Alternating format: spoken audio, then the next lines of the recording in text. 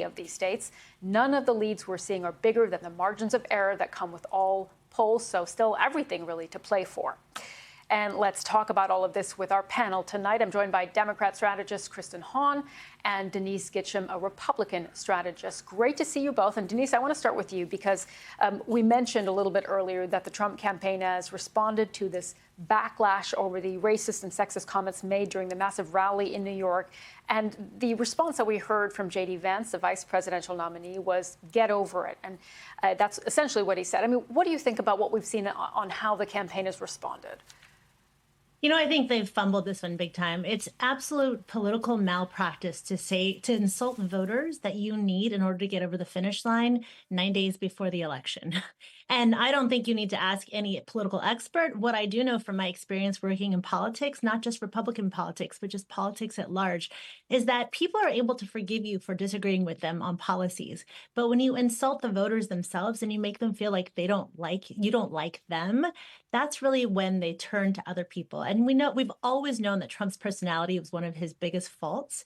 Allowing this sort of racist conversation to go on at a rally of his, at such a high profile rally at that, was really, really a bad move on their campaign's part. So, Kristen, I want to get your take on this because it wasn't Donald Trump himself who made these comments. And if you look at this entire election campaign, nothing really has moved the needle if you look at the polls. So do you think this actually would?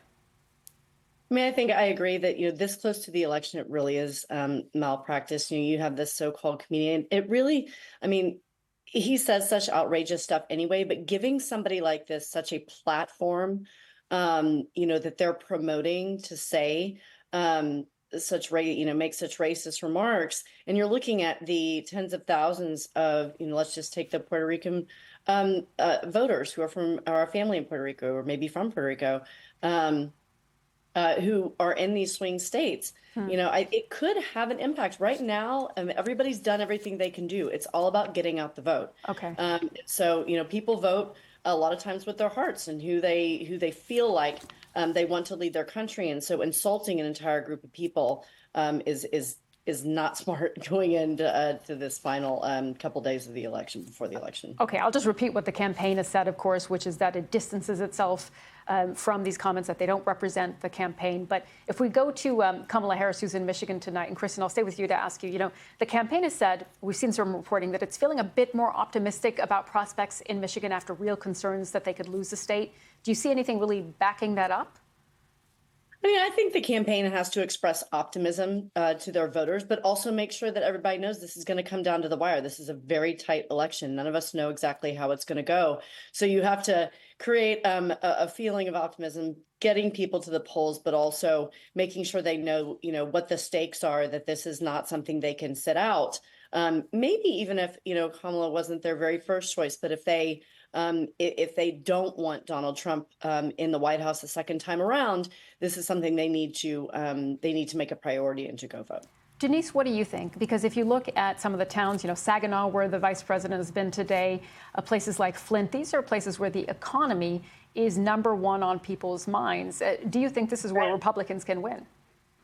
Absolutely. In fact, on all the policy issues that matter the most to Americans, especially on the inflation economy, and really it's the Democratic strategist, James Carville, that told us it was all about the economy. Donald Trump is beating Harris in double digits. And when he's able to stay to those talking points, he continues to win. When he veers off, he tends to lose. Unfortunately, Harris doesn't have much to stand on in terms of her record in regards to the economy and the inflation. And so she's got sort of an uphill battle. But also, let's be clear that she's polling even worse with union workers than Hillary Clinton did when she lost in 2016. She doesn't have the same connection or history with union workers that she needs in order to sustain the blue wall support. And so she doesn't have the same sort of just history and relationship with labor that even Biden did. He had a 35-year working history with labor that she does not. And so she's going to struggle in these areas, especially when she's in many ways insulting some of the things that they really believe in. So, Kristen, with a week left, essentially, what do you think the Harris team's closing message to voters has to be? I mean, I think that it's a stark contrast to what Donald Trump and his, and J.D. Vance have been saying. I mean, if you looked at his rally, it was just so depressing, honestly. It's, attacking, vitriol, us versus them type rhetoric. And I think you have a more positive message coming from the Harris-Walz campaign. I think that can be effective in some ways, but also creating a sense of urgency as well. So I think both, she has to get across both of those messages. I will say, talking about the economy is important.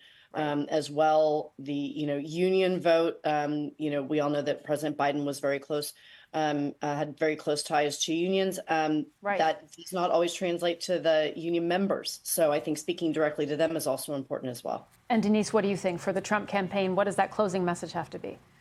I think in those blue wall states, it has to be continuing to talk about tariffs and cracking down on anyone who's coming to our country illegally that may be taking jobs away from the folks that rightfully feel that way, where they feel like Americans aren't being put first and the workers not being put first. And I think that as long as the Trump campaign can continue to stay focused, which is the biggest challenge for this Trump administration, the candidate and the campaign itself, as long as they're able to stay focused on that message, I think that they're going to be actually able to prevail. They have a better chance now than they did in 2020 for sure, just given the difference in the candidates. All right, Denise, Kristen, great conversation tonight. Thank you both so much. Thank you so much.